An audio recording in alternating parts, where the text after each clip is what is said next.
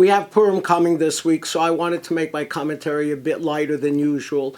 So I want to talk about two lessons we can learn from Roger Stone. You all know Roger Stone. Our president's old buddy is now in legal trouble. What I want to speak to you about Roger Stone is the way he dresses. He always is dressed just immaculately and is very conscious of what he wears.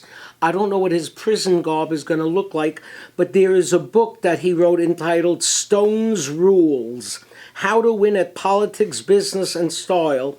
And of the 140 rules in the book, 54 have to do with clothing.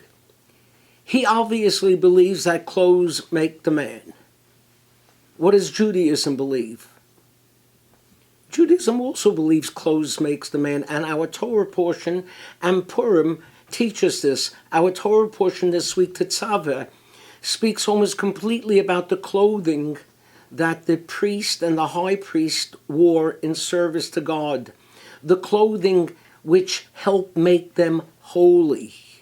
And in the Purim story, we're told regarding the ultimate victory of the Jewish people that the Jews first celebrated when they saw Mordechai walk out of the king's presence in royal robes of blue and white, with a magnificent crown of gold and a mantle of fine linen and purple wool. Only when they saw Mordechai dressed like that were the Jewish people prepared to rejoice.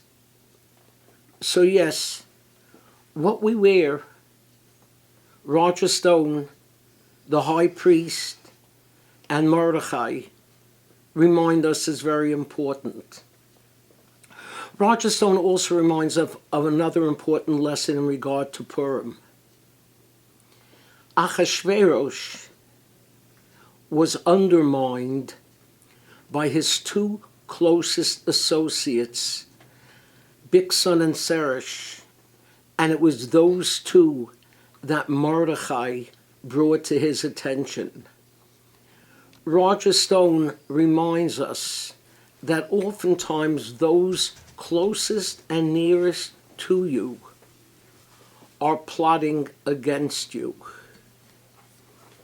Thank God here at Beth Tefillah I am surrounded by dear friends and colleagues in Rabbi Posner and in Rabbi Yogev, who I invited, and they should be here shortly, to share some of their thoughts regarding Purim as well. Hey Rabbi, how are you? Hi, Nice good to see you. Good Good to see you. We were just talking about you.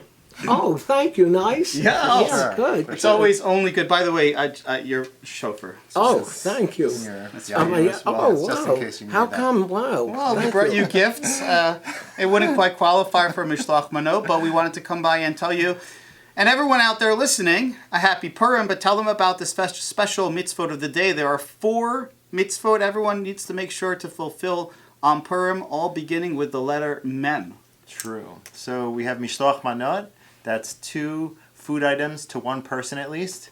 And the other one is Matanot Levyonim, presents for the poor. We give enough for a seuda, for a meal, to 2 poor people, people who are in need. The idea is to strengthen our unity in the nation and connect Am Yisrael on a high level. The other 2 mems is the Megillah, which we're supposed to hear in the evening and during the day. We have a number of evening readings going on and a number of during the day readings that are going on here at Beth Tefillah. And the Mishteh, the Seuda, the festive meal. Our Seuda is already filled up, sold out.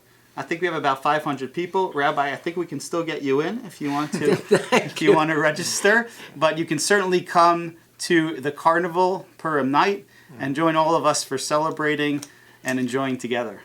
And in that spirit, Misha, Misha, Misha, Misha, Misha, Misha, Misha, Misha, Misha, Nichnas Adar. Misha, Misha, Misha, Misha, Misha, Misha, Misha, Misha, Misha, Nichnas Adar. Misha, Nichnas Adar, Marvin Besimcha.